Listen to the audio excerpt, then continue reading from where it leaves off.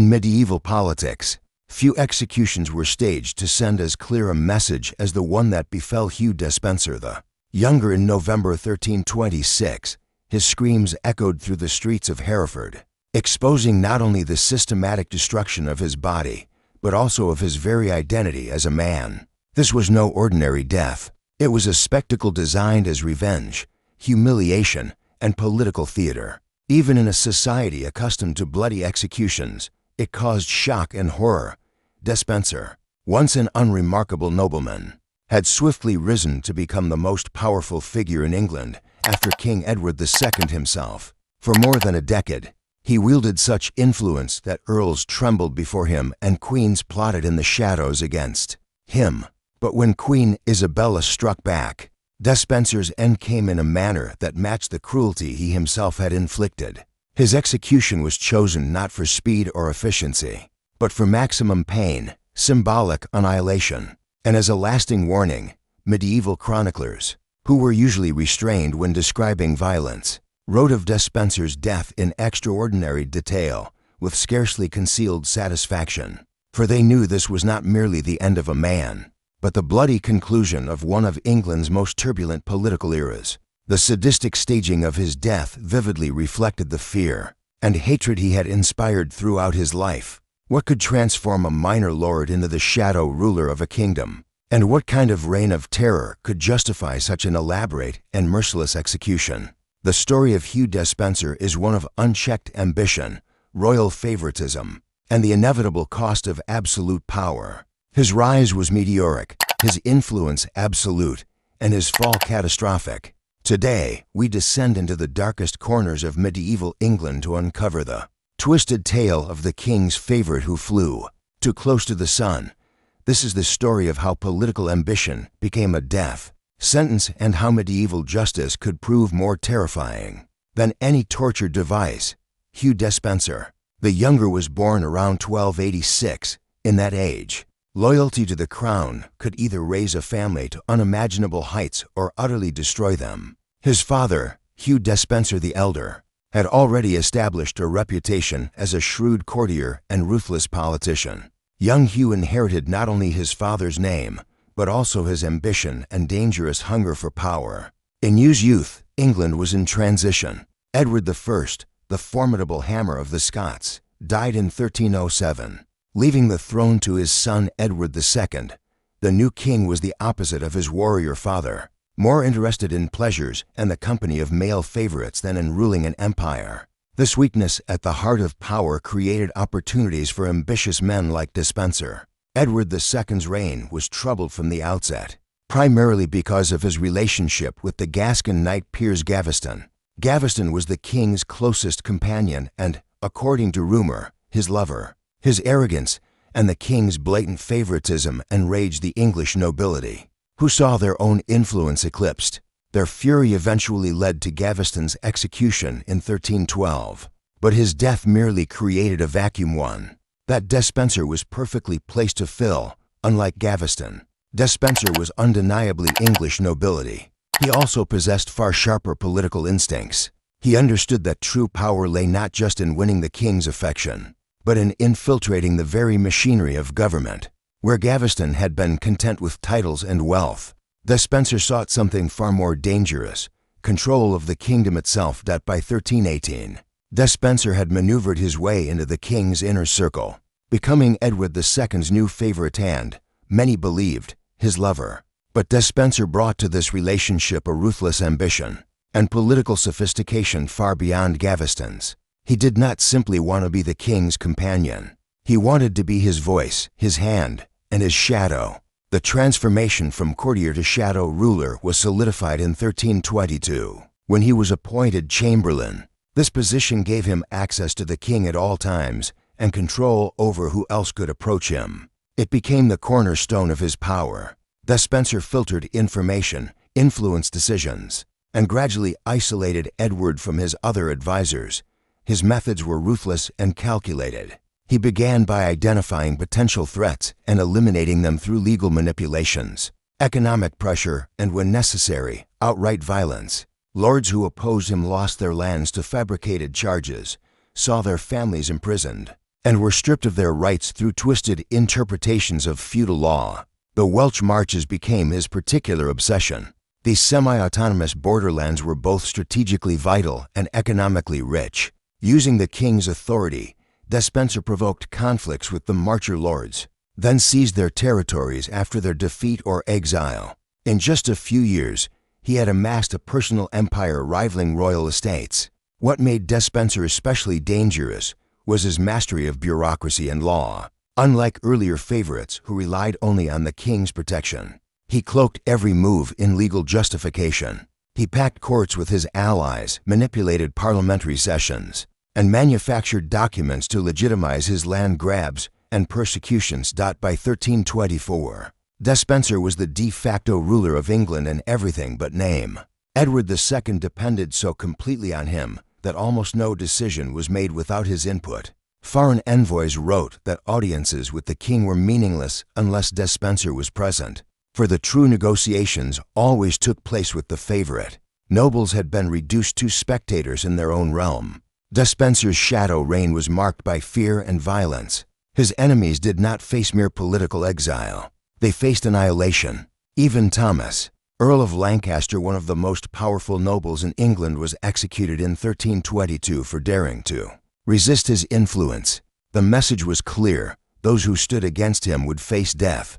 Not even royal blood could protect those who opposed Despenser. His persecution of enemies went beyond simple elimination. It was woven with systematic humiliation and suffering. Before rebellious lords were executed or exiled, they were stripped of their honor in staged trials filled with fabricated charges, forced to watch their families imprisoned, and subjected to torments that broke their spirits before their bodies. The psychological torture was often more devastating than physical violence. Despenser's spy network spread into every corner of England. Servants in noble households, clerks in government offices, even members of the clergy were recruited or coerced into serving his intelligence system. This atmosphere of paranoia created a world where no conversation was safe and no alliance secure. The traditional bonds of feudal loyalty dissolved, replaced by the constant fear of surveillance. Under Despenser's shadow, women, too, suffered disproportionately under his tyranny. The wives and daughters of his enemies were used as leverage, some imprisoned in harsh conditions, others forced into political marriages. Lady Alice de Lacy, one of the wealthiest women in England, was virtually kidnapped and placed under Despenser's control so that he could exploit her vast estates. Such actions trampled the supposed ideals of chivalry and fueled even greater outrage against his rule. Perhaps most striking was Despenser's reckless defiance of the church. Despite medieval society's reverence for sacred authority, he imprisoned bishops, seized church lands, and twisted canon law for his own gain. When Adam Orleton, Bishop of Hereford, dared to criticize royal policy, Despenser had him arrested and tortured. To contemporaries, the sacrilege was tantamount to impiety and added to the long list of charges against him. The breaking point came with Queen Isabella herself, daughter of the King of France and one of the most powerful women in Europe. Isabella found herself increasingly marginalized and humiliated by her husband's favorite. Despenser openly scorned her, cut off her access to Edward, and restricted her income. But Isabella was not a woman to be dismissed quietly. In 1325, she was sent to France to negotiate with her brother, King Charles IV, over the disputed territory of Gascony. This mission gave her the opportunity she needed. Once beyond Despenser's reach, she began organizing resistance to his regime. In France, she allied herself with English exiles and disgruntled nobles who had fled his oppression. Her most powerful ally was Roger Mortimer, a formidable marcher lord who had escaped Despenser's earlier purges. Isabella's propaganda campaign was simple but effective. She cast herself as the wronged queen, driven from her realm by the unnatural influence of her husband's favorite. She emphasized Despenser's violations of law and custom, his assaults on the church, and his destruction of noble families. Most effectively, she portrayed him as a foreign corruption of English values. Despite his English birth, her message resonated across Europe, where rulers were all too familiar with the dangers of royal favorites.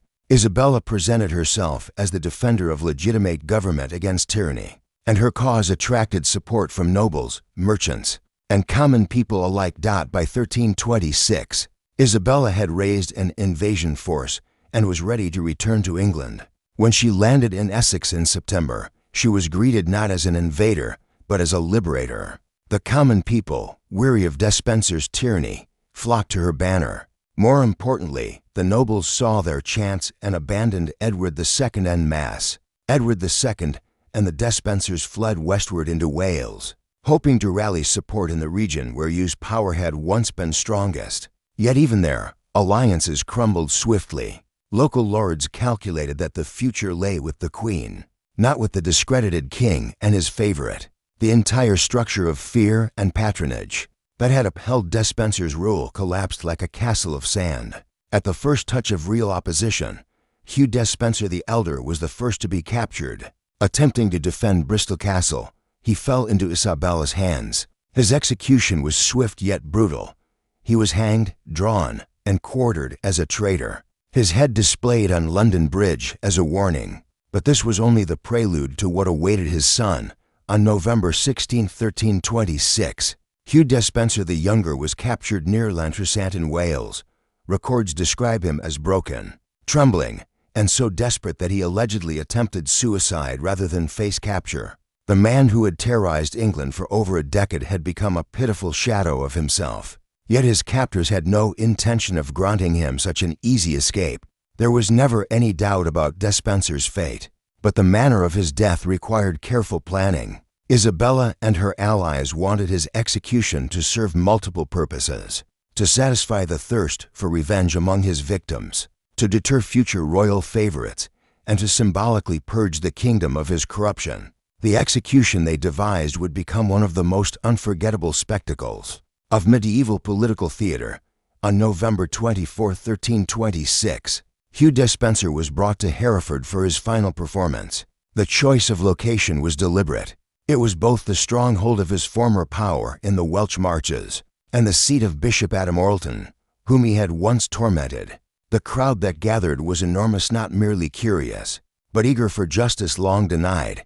Despenser was not given a trial, but his crimes were proclaimed aloud to the assembled people. The list was long: treason against the crown, seizure of royal lands, persecution of nobles, attacks on the church, and the corruption of the king's affections. Each charge was met with roars of approval. After years of waiting, the reckoning had finally begun.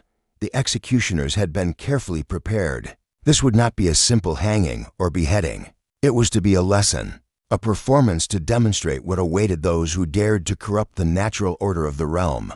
Every step of Despenser's punishment was laced with symbolism, each cut carefully calculated to preserve consciousness, while inflicting the maximum amount of suffering. First, he was stripped naked and paraded through the streets of Hereford, forcing the crowd to behold the man who had terrorized them for years in his most defenseless state. The once powerful favorite was reduced to trembling flesh, a target of mockery and rage. Spectators hurled insults, mocking his relationship with the king, and pelted his body with filth. The true torment began when he was tied to a horse and dragged through the stone-paved streets, his body smashed against rocks and debris, leaving him bloodied and broken. This initial stage both entertained the crowd and weakened him physically. By the time he reached the scaffold, he was still alive but barely conscious. Yet the spectacle had only just begun. This execution was designed to annihilate his identity as a man, a noble, and a human being. First, a rope was placed around his neck, and he was hanged but not to death. The noose was adjusted so that he suffocated and convulsed without dying. As he dangled, gasping for air, the crowd jeered and cheered at the man who had once commanded their silence. While he still drew breath, he was cut down, and the second phase commenced. In a mocking parody of his alleged relationship with Edward II, the executioners castrated him. His genitals were severed and thrown into a fire. This act was both literal and symbolic, representing the severing of the unnatural bond between king and favorite, while inflicting the most intimate humiliation possible. Next came disembowelment. His abdomen was sliced open, and his entrails were slowly pulled out. With their medical knowledge, the executioners were able to prolong his life through the ordeal, ensuring his suffering endured. Finally, His heart was cut out and cast into the flames, symbolically destroying the seat of his corrupt affections and treasonous thoughts. Throughout this horror, Despenser remained conscious. His screams mingled with the triumphant cries of the crowd. Chroniclers noted that he seemed to be trying to speak, perhaps to beg for mercy, perhaps to confess, but his words were drowned out by the noise of his agony and the audience's celebration. The man who once silenced a kingdom with his voice was now heard only through his screams. The final stage was quartering. His limbs were tied to horses and torn from his torso in a gruesome display of dismemberment. His head was severed and displayed on London Bridge, placed beside that of his father. The rest of his body was sent to various cities across the kingdom, ensuring that his destruction was made visible throughout England. The aftermath in Hereford was less like mourning and more like a festival. The people celebrated into the night, treating his death as a holiday rather than an execution. Songs and poems mocking the dead favorite spread across the realm, many filled with lewd sexual references designed to further degrade his memory. Queen Isabella quickly consolidated her power. Within weeks, Edward II was forced to abdicate in favor of his son, Edward III. The official narrative proclaimed that Isabella had saved England from the corruption of evil counselors and restored rightful governance. That the psychological impact on the nobility was lasting. Such a detailed and symbolic execution served as a stark warning to any royal favorite who might dare to amass similar power. For generations, courtiers remembered Hugh Despenser's fate whenever they considered overstepping their influence. With a weak monarch, the consequences were not only political, but also economic and international. His vast estates were redistributed among Isabella's allies, reshaping the balance of noble power in England. Across Europe, his execution was hailed as a triumph of legitimate authority over tyranny. Isabella's victory inspired other nobles and even queens facing the dangers of corrupt favorites. Despenser's death was not merely the end of one man. It became a lesson written into the history of England. The combined punishment of hanging, castration, disembowelment, and quartering established a template for the penalty of treason that endured until the 18th century. His trial, or rather the proclamation of his crimes, set a precedent that shaped the future of English law.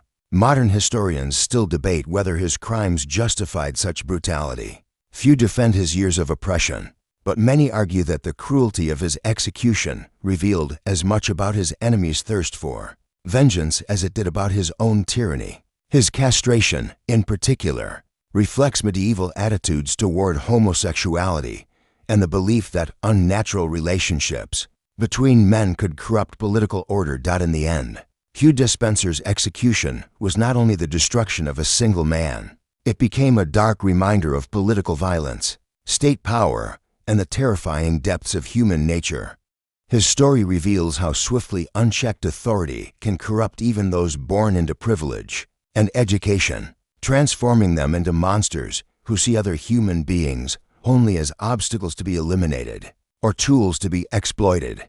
The elaborate cruelty of his execution compels us to question our own assumptions about justice and proportionality. While there is no doubt that Despenser committed grave crimes against many innocent people, the transformation of his death into a spectacle forces us to ask whether any human being, regardless of their offenses, deserves such systematic torture and humiliation. The crowd's enthusiastic sharing of his agony demonstrates the dangerous pleasure humans can derive from watching the destruction of those they hate. The political lessons of Despenser's rise and fall remain strikingly relevant today. His story shows how institutional weakness at the heart of power creates opportunities for ambitious individuals to accumulate dangerous influence through manipulation and intimidation. The gradual erosion of the legal and traditional constraints that enabled his tyranny serves as a warning of how fragile democratic institutions and the rule of law truly are. Perhaps most disturbing is how Despenser's regime normalized extreme behavior through fear, corruption, and the steady expansion of acceptable cruelty. His victims often found themselves complicit in their own oppression, trapped in a system where resistance was punished more harshly than collaboration. This dynamic reveals how tyranny perpetuates itself by corroding the moral fabric of entire Societies. The ultimate lesson of Hugh Despenser's horrific end may be that the line between civilization and barbarism is far thinner than we like to believe. Despite its medieval trappings, his execution was carried out by educated, supposedly Christian men who believed they were serving justice. The ease with which they embraced elaborate cruelty in the name of righteousness should stand as a permanent warning about the human capacity for evil, no matter the historical period or cultural context.